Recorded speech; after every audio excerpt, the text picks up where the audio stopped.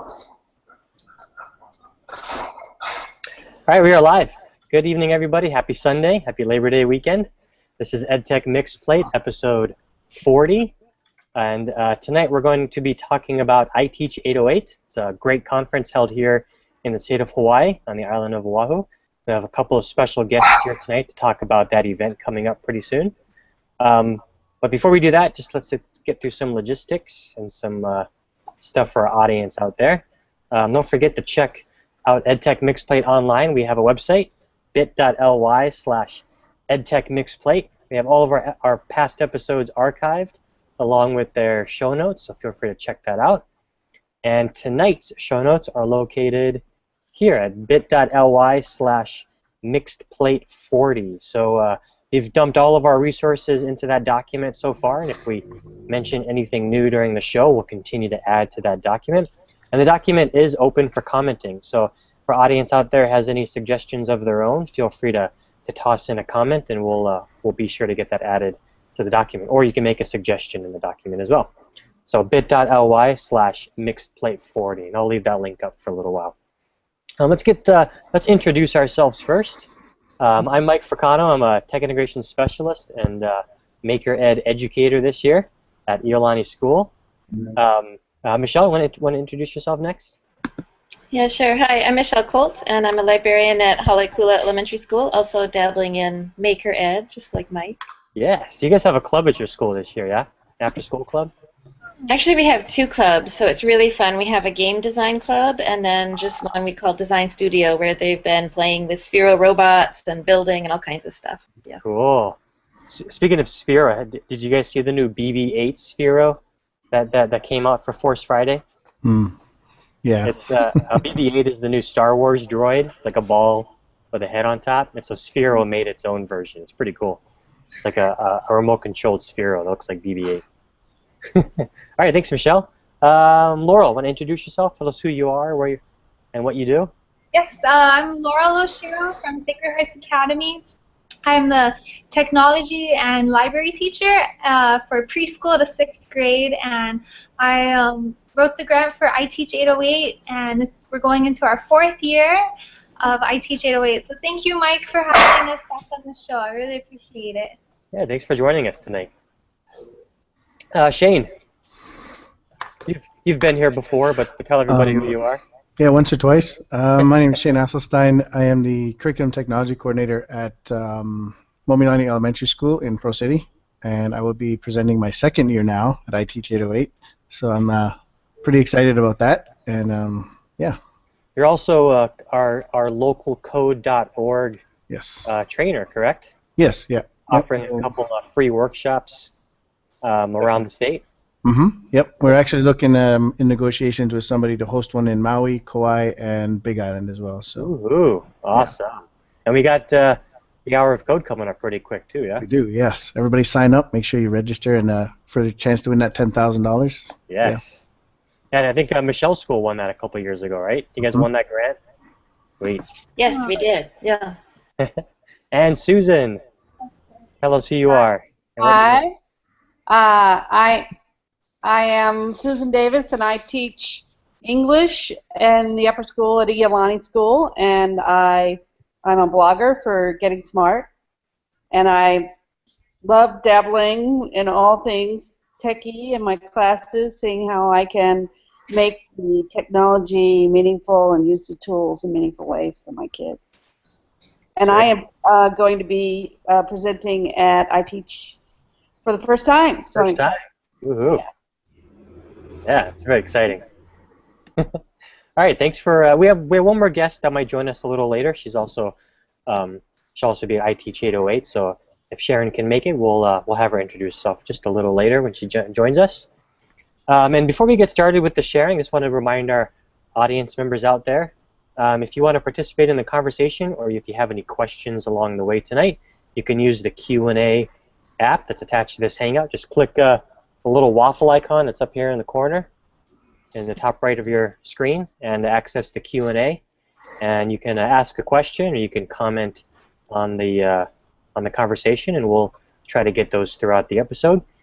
And just a quick reminder about our show notes. It's bit.ly/ bit.ly/mixedplate40. So everything that we share tonight will be located in that document, and the document is open for commenting and suggestions to our audience members. So feel free to toss in your own resources if you guys have any out there.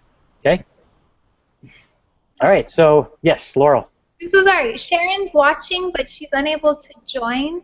Could we get permission to join? I'm sorry. That's okay. Sharon Fukuyama at gmail.com. Yeah, I'll shoot that link to her once again. Well, I'm getting that set up. You want to tell us a little bit about iTeach808, Laurel? Yeah. This is a free conference open to anybody in Hawaii, any teacher in Hawaii, and the goal is really to promote collaboration and communication in Hawaii schools and to help us all to become better educators with technology. And this year we received $5,000 from the Augustine Educational Foundation, and then Sacred Hearts Academy is also giving another $5,000. And with the $10,000, we're able to host 2 conferences. We have about 100 seats available, and every year we have a theme. One year it was one-to-one iPads, and another year it was Google Apps for Education. This year the theme is expanding beyond the borders of the classroom and going global, using technology to connect students to the global society, and being able to contribute to that as well. So we have some exciting keynote speakers and guest speakers, and I wish I had Mike. I wish I had you, and Michelle. You were awesome too. I'm gonna get you back too. So all those things really helped to kind of help our teachers in Hawaii to just really grow more as educators. And yeah. Cool. Okay. Yeah. Awesome. So how many sessions do you have going for this upcoming event? Yeah, so this one is actually a little bit smaller. Our last one we had 10 sessions, 10 breakout sessions, and teachers love choice. I've learned that in professional development. The more choice you give, the happier they are. And this year, though, I really wanted to highlight some of the good work that's going on in Hawaii schools. And so we have 5 sessions, so it's half as many. But I'm telling you, I can't pick one to attend. Like, I want to go to all of them, and I mean that from my heart. Like, but they'll go into detail more about what they're doing. But I can give you an overview if you like. Would you like a quick overview of the 5? Yeah, please. Okay. So Sharon Fukuyama, she is going to talk about introducing a bilingual classroom, or introducing a global education with technology starting in the early childhood years. So she's actually piloting a program at Sacred Hearts with first graders, and how she's introducing that at a younger age. So she's helping to reach our preschool to second grade teachers. And then Leah Anderson from Punahou is going to be talking about her the connection her classroom made with another school, using a variety of different tools to help correlate with their curriculum. And then Jane's probably going to talk about it, and Susan can talk about hers. And then the third one, or the last one, the 5th one, Jennifer Arthur, she's a Sacred Hearts teacher, and she's going to be exploring different websites that allow for, sorry, I just got a puppy. Okay. But the last one, Jennifer Arthur, she's going to be talking about different types of websites that you can go to get started, like to building a global curriculum, or getting your classroom connected with another school from around the world. So that's more of a group discussion type of workshop. And then Shane is doing Minecraft and education. I told Shane, I was like, I'm going to get you back for Minecraft because that's what he's known for. And then Susan also brings a really rich experience just using technology in such a wide variety of ways to connect her classroom to the more global society. And she has a lot of wonderful examples. Yeah. Thanks. Awesome. Laurel, is the registration still open? Yeah. Yes, it is. I created 30 more openings, so we're actually going over 100. Ooh. But the first the first 85 to arrive will get a free copy of our keynote speaker's book, Raising Global Children. Oh, wow, there you go. There's the website. There you Yeah. go. The website is also in our show notes document for everybody out there, if you want to take a look at the iTeach808 website. Yeah, and sorry, go ahead.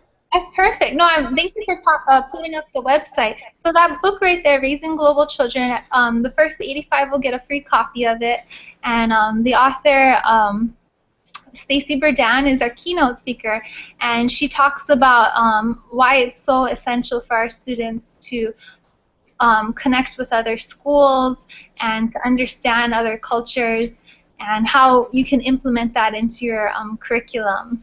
So she's also going to be giving specific examples of that as well. So looking to create 21st century learners this year. Ah, Sharon's in! Hey, right. Hi, Sharon. So if you just go to iTeach808.blogspot.com, you can check out the website, and there's a link there to register. Mm-hmm. And as Laurel said, there's about, I think it was 27 spots left. Yeah, 27 tickets left. Yeah. If you guys can make it on September 18th. Mm-hmm. And there's that book again that she mentioned. So the first 85 to register, you said? No, the first 85 to come in the morning. Arrive. Be early. Arrive early. We have free breakfast and free lunch and for free books. Awesome. Yeah. Good deal. But doesn't mean that it's cheap. It was very, you know, our donors were very generous, and they love all the work that all the teachers are doing. So thank you. Thank you, everybody. That's okay. How many iTeach808s have you done so far?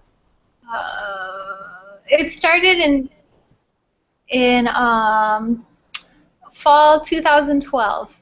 So Yeah, it's been about some of 3 them, to 4, yeah, we started off small, more like classroom size, like 30 people, more one-on-one, and then we started to it started to gain momentum and popularity, and the Catholic, especially the Catholic schools, they that was our main audience, and then we were able to open it up to more people, and got more requests, so then we were able to grow it to 100, and so it's and we get a lot of wonderful feedback from our participants, and every year we try to improve and listen to what teachers really need, and addressing their needs and listening to their voice of what they see going on in the classroom.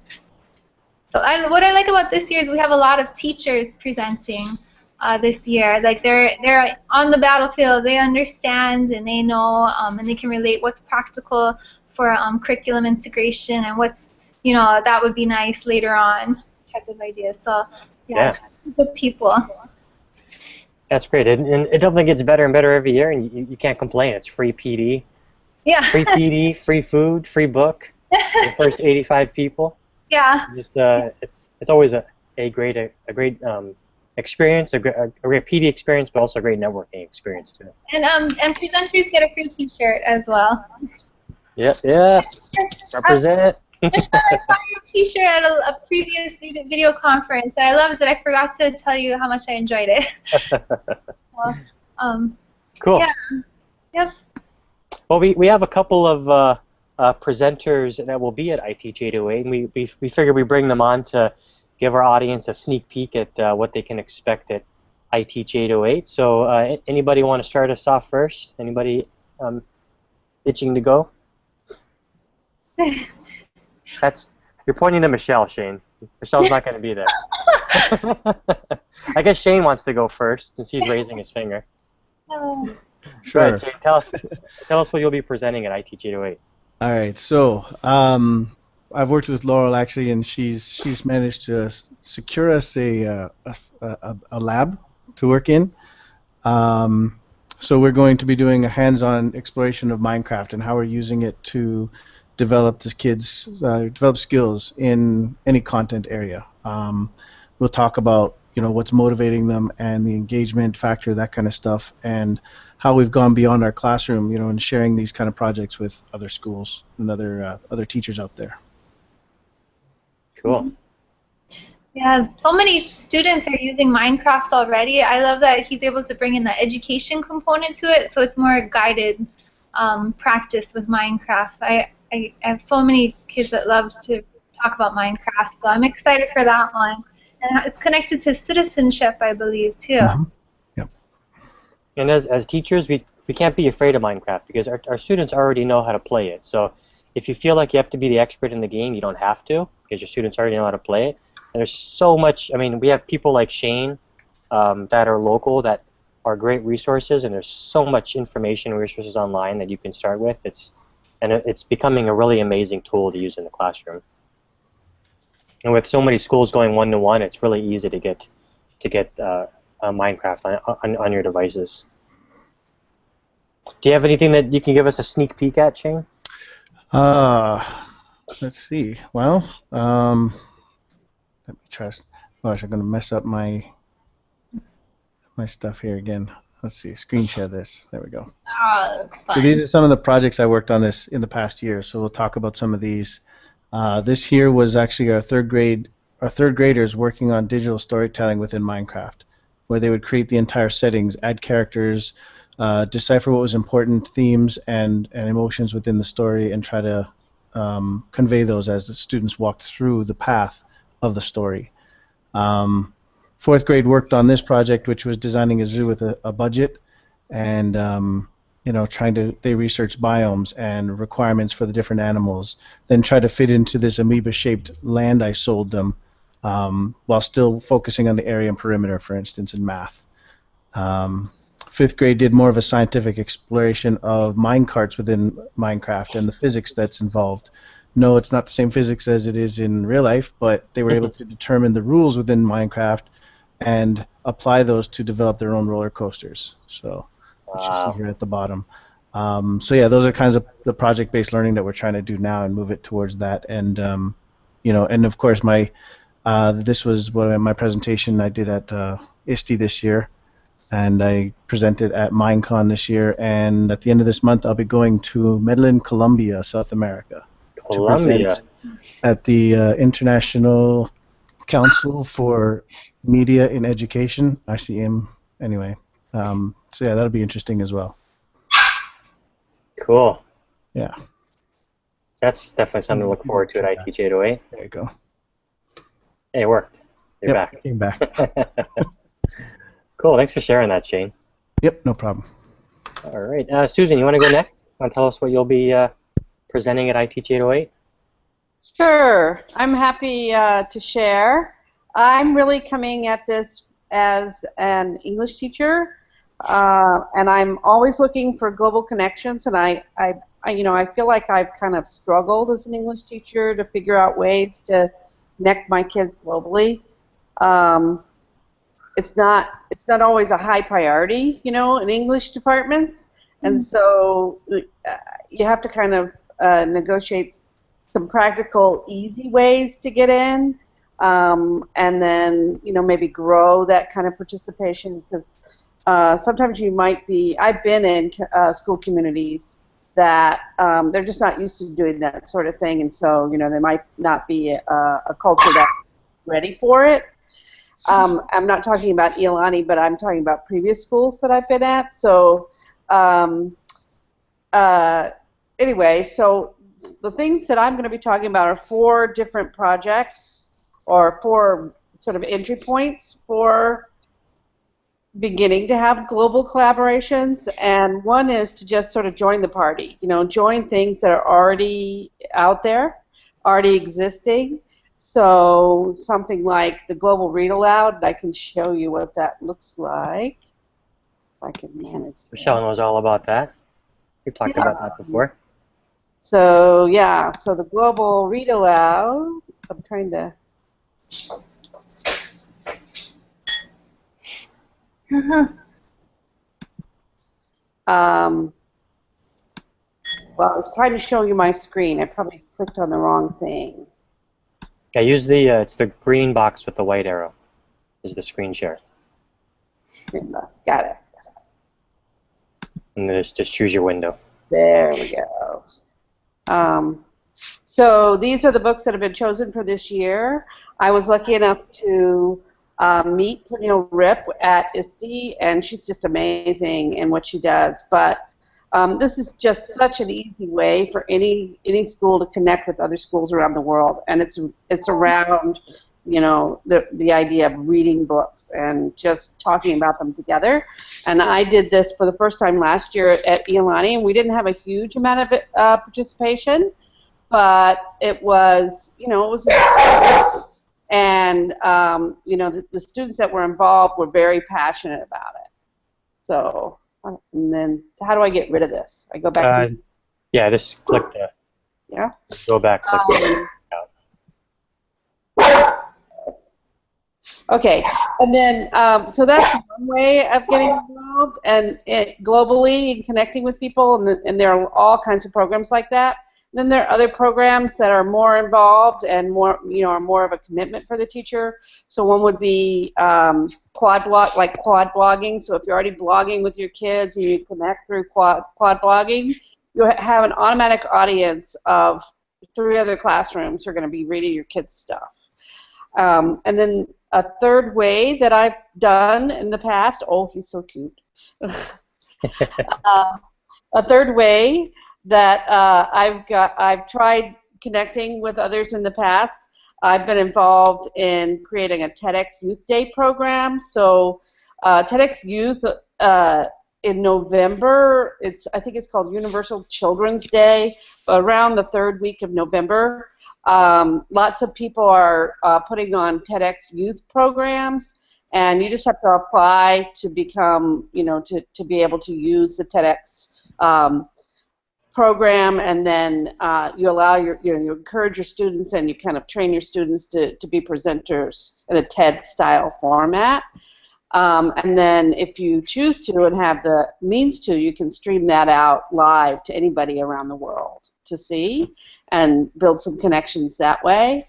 And then the final is sort of a bigger project that I've worked on in the past, where I've connected with a science teacher. I've collaborated with a science teacher, and we've worked on using Richard's High Noon, 20 problems to solve by 2020, or I think they've changed it to 2025 to give us a little bit more time.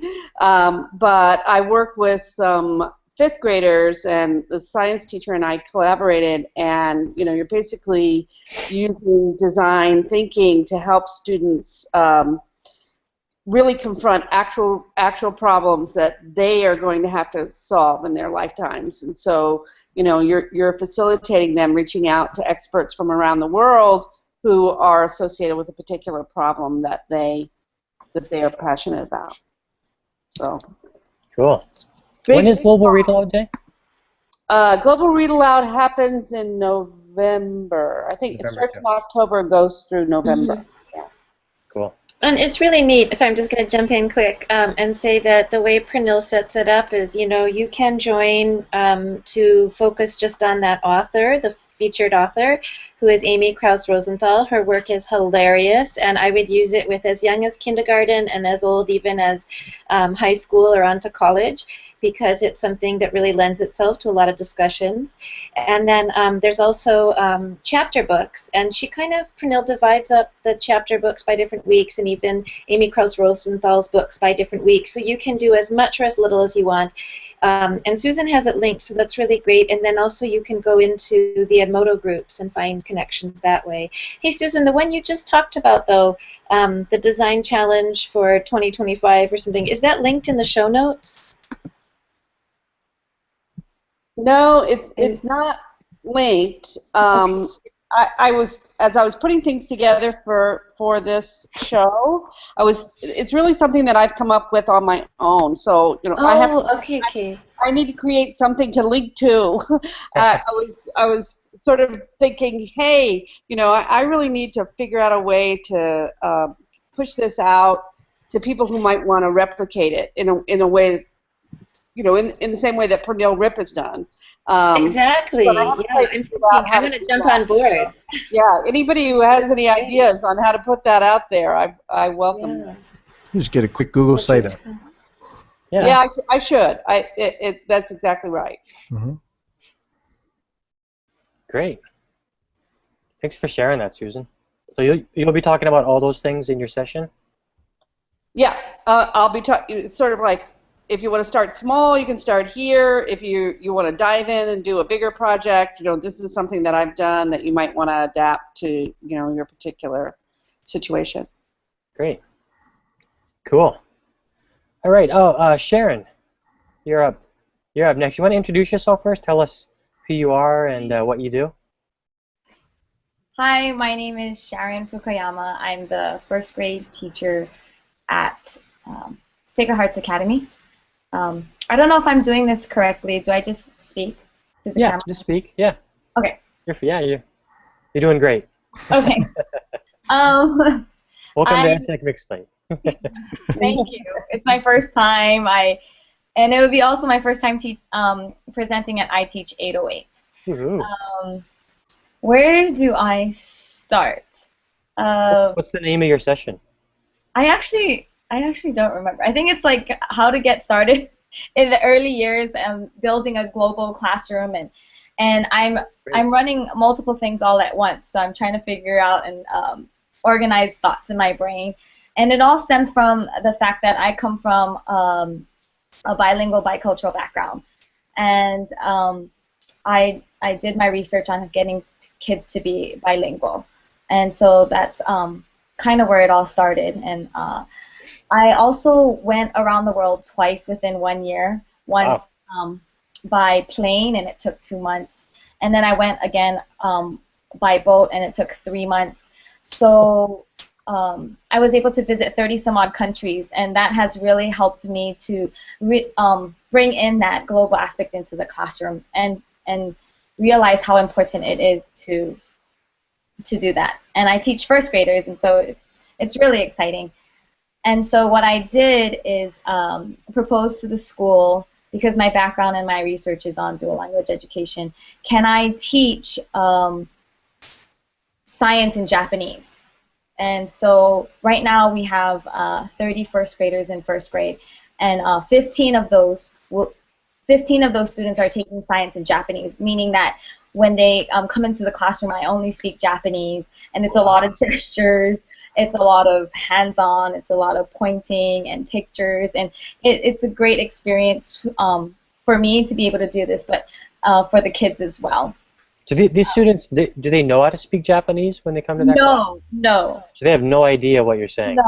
No. And it's so cute because they're like, why does she speak Japanese when, like, science starts, Like, they don't even know they're in the program. I think the parents didn't really, like, give them the heads up, because it was ultimately up to the parents' decision whether or not they wanted their child to learn science in English or science in Japanese. Wow. It's a very unique way of learning a language. Yes, and it's working out pretty well so far. And because so that's one thing that I'm doing is the whole science in Japanese curriculum. And the other thing that I am doing is, because I was able to go around the world, I've made connections in various places around the world, and I'm looking at tools like Mystery Skype, and I'll be sharing about my plans to use Mystery Skype, and I also have plans to do asynchronous video letters with people from, I have connections in South Africa, India, and Bangladesh, also in Japan as well. So we'll see which one works out, and I'm excited to kind of get this rolling this school year. Haven't really done anything yet, so I'll be sharing my plans. Cool. If you're on Google Plus, there's a great community for Mystery Hangouts, which is, it's the same thing as Mystery Skype, but it uses this service that we're using now, Hangouts, to connect classes around the world as well. Thanks. Yeah, Laurel.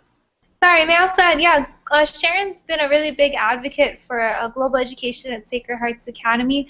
That book, Raising Global Children, it talks about how in American society we start off too late with introducing global education. It usually starts around 7th grade when they start learning a language and everything. But at Sacred Hearts, we're trying to start it even earlier, like kindergarten, first grade, and that's where Sharon has been advocating for that a lot. We went to Punahou's, what is it, Global Leadership Professional Development this past summer. That's another great opportunity to connect with people from around the world, other teachers. So yeah, she's a wonderful resource, and yeah, twice around the world. So That's amazing. Good person to talk to. Yeah. Cool. So I think, yeah, as Shane mentioned in the chat, matching time zone and schedule is probably the most difficult part, especially I was really trying to get South Africa and Hawaii connected last year, and it just wouldn't work because they're 12 hours different. Mm-hmm. So our 5 a.m. is their 5 p.m. and kids are either, it just doesn't work. So I'm going to attempt the asynchronous route this year with countries that just don't match. Yeah. Yeah, we've tried to do a couple of build projects actually with Finland and Sweden, and they're, depending on the time of year, 11 to 12 hours time difference, and so we may have to do something where we build, and then they'll come in and build, and then we'll just come back and back and forth versus at the same time being on there. So. Yeah, we actually connected in the Global Read Aloud last year with a classroom in Finland, and you can do it. It has to be asynchronous, obviously. Yeah. And when people are doing the Global Read Aloud, they're doing, they'll read at different rates and be at different places. But you can do it as easily as with a Google Doc. I mean, that's one of the great, wonderful things about the tools that we have to connect with nowadays. I should try to find somebody to walk through my digital storytelling during one of your read alouds. My digital storytelling project. Have another school come in and actually go on and try to connect. That'd be interesting. That'd be cool. Cool. Well, thanks to the three of you for sharing or giving us a sneak peek of what you'll be presenting at iTeach808. Sounds like it's going to be a fun time. Unfortunately, I won't be there for the first time, but iTeach808 is always a great experience. And again, if you want to check it out or you haven't registered yet, there are 27 tickets available still. It's a free PD event at Sacred Hearts Academy, and the website is iteach808.blogspot.com. So all the information Laurel has provided on that website, as well as a way to register for the event if you're interested in participating. And so that's coming up on September 18th, right? September 18th? September 19th. 19th, sorry, September 19th. And if you Saturday. can't make it, the presenters are posting like a link to some resources or their favorite website. So we have a back channel of all of the past iTeach808 things that you can watch and view. So we're trying our best to reach our neighbor island friends. And follow the hashtag iTeach808. Hashtag iTeach808. Yeah. That'll be a very active hashtag on September 19th and the days leading up. Yes. So, and can you tell us a little bit about? I briefly mentioned in the beginning, but can you tell us a little bit about the one coming up in January? You have another iTeach808 coming in January as well. Yes, thank you. That's January 30th, Saturday. I just got off the phone with a few weeks ago with Alan November. I don't know if you heard Alan November, but he's going to be our keynote for the next iTeach808, and he's my favorite presenter at conferences, and he's an international educational speaker. He's one of the top 15 in the country when it comes to educational technology. So I'm very excited. He's very humble. I was so nervous talking to him on the phone, but he was so gracious, and he was like, yeah, I'll do it. He was very excited and happy to do it. So he'll be with us for an hour, and he'll be taking questions and answers. And then we haven't decided. We're going to see how this one goes, and then we decide the direction of the next iTeach808. It's all based on participants' feedback on what they feel they need more of, and so yeah, it's wonderful. But this coming up to iTeach808, they don't need iPads. It's just any device that can connect to Wi-Fi. So we're trying our best to stay away from sticking with just the tools, but I'm focusing on the teaching, the pedagogy, and how to use technology as a tool to be effective in your classroom. And I learned that from Alan November. So his topic is, sorry, I have two. His theme is empathy, the 21st century skill. Great.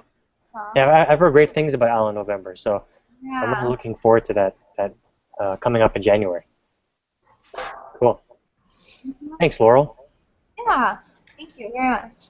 Yeah. All right. Before we end the show tonight, there's a couple of other events that are coming up that we want to share with our audience out there. I know, Michelle, you have a few in the document. You want to talk about the events that you shared in there first? Yeah, sure. Actually, people can just take a look at them. I'll just speak really briefly. One of the ones I put in is this Wednesday, 8 p.m. Eastern Time, which will be about 3 p.m. Hawaii time. ISTE librarians are doing a Twitter chat and webinar with TJ Shea, who is the founder of Dot Day. So that's kind of neat. Another conference in Hawaii for folks here locally is the Kahui Hello Hello Conference on September 12th. I think, Mike, you're presenting at that one. Yeah. And then I also just linked some things that we did at our school last year for Dot Day. We connected with an illustrator via Google+, and that was really fun. And then one of our teachers did a video on pointillism, how she teaches her second graders to do it. And we also did a Google Plus event. And part of reaching out and collaborating globally, we realized, is the need to share out with our parents also, because they kind of don't understand why we're sharing via Twitter and other things. So we want to make the learning first transparent to them. So we use Google Events for that to show the photos of what we've done and videos. Great. So those links are all in the show notes. In the show notes, yeah. Mm-hmm. Awesome. Thanks for sharing those, Michelle. Now I just had a couple of... Mike? Yeah, Susan, go ahead. Go ahead. Yeah, the International Dot Day is one of the things that I'm going to talk about. So even though it will be past, they always talk about how, they celebrate September 15th-ish, which is also a reference to a Peter Reynolds book. But it's another one of those great, easy ways to connect with other people, and so that's on my list. Great. Lots of things to share on September 19th, yeah? Yeah. Cool. And then I just had a couple things that I wanted to share with our local audience out there. A couple things coming up. So first of all, you have a couple weeks left, but if you're a member of HISTE and you want to recognize one of your fellow educators, HISTE has something called the Making It Happen Award, which is sponsored in part by ISTE, the International Society for Technology and Education. And the due date for that is September 18th. So I tossed a link in the show notes if you guys have somebody in mind to nominate for that award. It's a great way to recognize the hard work of our fellow educators, so check that out. September 18th is the due date for that. Congratulations, Michelle, again. Yes. Yeah, Michelle was she was selected last year along with Linda from Maui. So two great educators were recognized last year, and we want to recognize more great educators this year. And those who have been selected will be recognized at our annual Schools of the Future conference in November. So check that out. And then HISTE is also sponsoring a workshop coming up for ISTE conference proposals. So if anybody out there is interested in submitting proposals for the ISTE conference next summer, HISTE, the Hawaii Society, will have a workshop coming up on Saturday, September 12th in the morning. And we'll have some of our board members sharing some tips and tricks and resources for those interested in submitting. And we're also going to have a hangout on air along with that, so our neighbor island friends can join in that workshop as well. So we'll have a in-person workshop, and we'll have a hangout on air workshop as well. And that's a free workshop to all HISTE members. So if you want to check that out, go to the HISTE website, histe.org. And I think along with that, we're going to have a book swap. So if you have a great education-related book and you're done reading it, bring it with you to that workshop in person, and you can swap it for another great education-related book. Okay, so the link to this is also in the show notes as well. And the Hangout on Air is really open to anyone, even if you're not a HISTE member, and even if you're not from Hawaii. So that event is open to the public if you guys want to check that out on the day of or the recording after. So two more great events coming up. All right, I think that'll do for tonight's EdTech Mixed Plate. We have some great opportunities coming up, and just wanted to say thank you to Laurel for putting on another great iTeach808 conference coming up this month as well as in January. Looking forward to that one as well. And thanks to Shane, Sharon, and Susan for coming on and giving us a sneak peek at your sessions as well. And they have a lot of resources in the show notes for tonight's episode, so feel free to check that out. And once again, go to iTeach808.blogspot.com if you want to learn more about the conference and if you're interested in registering for that free PD event. Okay, so that'll do for tonight. Thanks again, everyone, for joining us. Have a great night. Good night, everybody. Enjoy your Labor Day break tomorrow. Good night. Thank you.